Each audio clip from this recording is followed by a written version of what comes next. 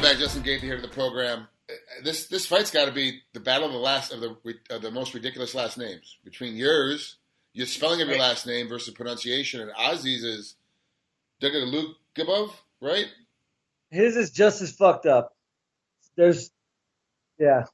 both gold medal champions on that. Got some messed up fathers. That's what happened. Yeah.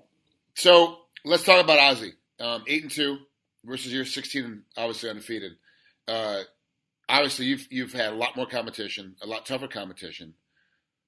What does he bring to the table? I'm not sure, man. Just puncher's chance. I mean, he hits pretty hard. He doesn't have a lot of knockouts. I don't even know how many he has. Maybe 2.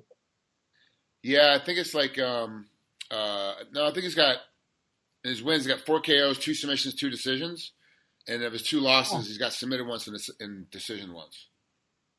He throws wide. He throws wide punches. I mean, he throws hard kicks, but he definitely needs space to throw any of those things. He really needs space to throw. He throws a lot of front teeps to the knee, and all that stuff. He needs space, and I don't give people space. So we'll see. So I'm gonna go back for a second to the Brian Foster fight because I just interviewed him as well. He's got a fight coming up, and you beat him by TKO leg kicks in the first. He said the first kick you hit him with it dislocated his knee and messed him up really bad for a long time. Did you feel that when you fought Brian? Did you feel like that first kick that you hit him with really screwed him up, or was it just like another kick just landing on anybody?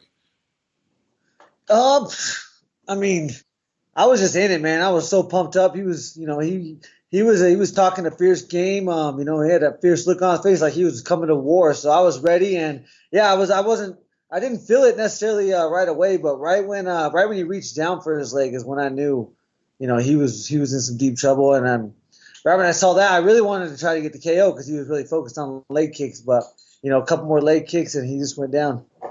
Let me fix my phone here. Something jacked up. I could barely hear you.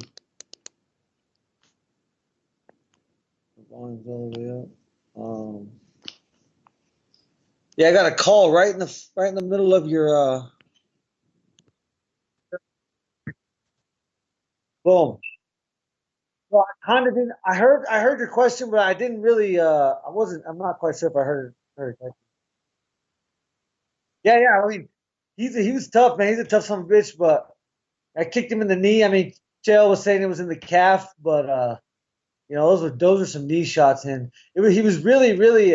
He almost straightened his leg when he threw his punches. Every time he threw a right straight or a jab, his leg was already straight, so it wasn't hard to buckle that knee. So the reason why I bring it up is because when you fought Brian, you said you wanted to get the KO, but you didn't seem like you accelerated too much. Like you didn't start, really, really chasing after him. You're still trying to be methodical about it. And I'm wondering with Ozzy, because he does throw so wild, and if you hurt him at all, or sting him, or stun him, he's going to come back even more wild. Are you going to have that same kind of game plan where you're still going to try to pick your space and pick your spot if you hurt him, or if you hurt this guy, you're definitely going right after him? Oh, I'm not sure. I'm getting better every fight. I got a great coach, Trevor. I don't think that rushing in is necessarily ever the best thing you can do. I mean, I'm gonna pick it up. I want to pick him apart and hit him with something nasty. The most powerful punch that I can put together. Get him on a bad angle and then finish him off. That's what I would like to do. Ozzy doesn't like getting hit. He's never been knocked out. So I'm really looking forward to knocking him out and giving him that first KO loss. But he doesn't like getting hit. I've seen him someone barely miss a punch and he falls to the ground because he was from terrified. It was weird, but we'll see. I mean, maybe he comes out. Maybe that was just a freak accident. Maybe he surprises me and comes out and just takes it to me. But who knows? I'm ready. Do you look at his fight tape and go, okay, now in practice, I really got to concentrate on making sure that I hit him hard every time I hit him? And does it change up your fighting game knowing that somebody that doesn't like to get hit? No, that maybe it's just a better matchup for me because that no matter what, that's how I fight. My pressure is, you can't really tell, but if you ever spar with me, I mean, you understand my pressure is not something that you can get used to in 1, 2, 3, 5. By the third round, you might get used to it, but then you're dead trying to run away, trying not to get hit.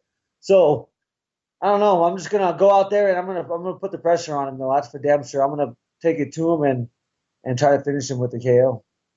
Right, with 16-0, where do you see yourself in about 3 years from now? I mean, you're already 16-0 now. You're talking about maybe 9 more fights in 3 years. And that's a lot. That's a lot more fights. Like, where do you think you're going to be?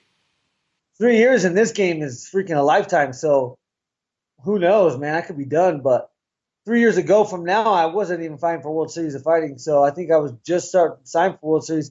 So right now, I have 2 fights left on my contract. I'm super happy with World Series of Fighting. Don't care if I stay there. I wouldn't mind staying there the rest of my career. As long as they bring in quality opponents. But eventually, I will prove I'm the best in the world one way or another. And if World Series doesn't bring them in, then I will go to the UFC one day and to fight those guys. I got 2 fights left, and then we'll see who. I'm not gonna be foolish anymore. I'm not gonna say I'll fight anybody for any amount of money. I'm a businessman now. I want to make the most amount of money. I'm not gonna get shortchanged. If the big company comes in here and tries to lowball me, then I'll tell them to go fuck themselves, just like I would anybody. Yeah, there's been a lot of that going around. I actually talked to Sean Jordan, who's also on your card. He was telling the UFC he wanted to hold off and fight one more time to see what his value was. He lost that fight, and they just rescinded the offer, and he's now at the World Series of Fighting making half as much as he did over at the UFC. But he says there's a learning curve, trying to get used to how things are dealt with and done at World Series of Fighting versus how things are done at the UFC. But he is getting along. He is now he's got like I say, he's going to fight the same card you are on the undercard. You've got a pretty stacked card beneath you. You're the main event, of course, but there's a pretty stacked card beneath you. How good does it feel when you look at the card and go, wow, like Vinny Magalhaes and Sean Jordan and Jason High are all fighting on your undercard? Yeah, I mean, hey, I've proven no one can top me. No one can top my fights, especially on the same card, same night. It's just not possible. I bring too much energy. I mean, even if I lose, it will be the fight of their life. They will never want to fight me again unless your name's Luis Palomino and you're crazy. But yeah, I mean, it's a super stack card. I can't believe, especially because, unfortunately, my card, I was supposed to fight September 24th, and they got pushed back to October 7th, and they kind of combined my card with this card. So I didn't know if I was going to be the headliner or not, but I really think that I have earned this spot, and I will deliver no matter what. They know I'll deliver, so it's not a very hard decision for them. Shouldn't be. Yeah, you always do deliver, that's for sure. It's Justin Gaethje. He's getting ready to fight Ozzy. Can't even say his last name. Dugo Lubagov. I'm sorry, Ozzy. I apologize. I can't. I'll have to have him on and have him correct me. So, but Justin, thanks for coming on, man. I really appreciate it. I hope things go well at the rest of your training camp. I'll be watching you from home. Good luck and have fun. Yes, sir. Enjoy. It'll be fun. Me and him going to sleep. Guaranteed. I like it. I will try my hardest anyways. Later, man. Take care.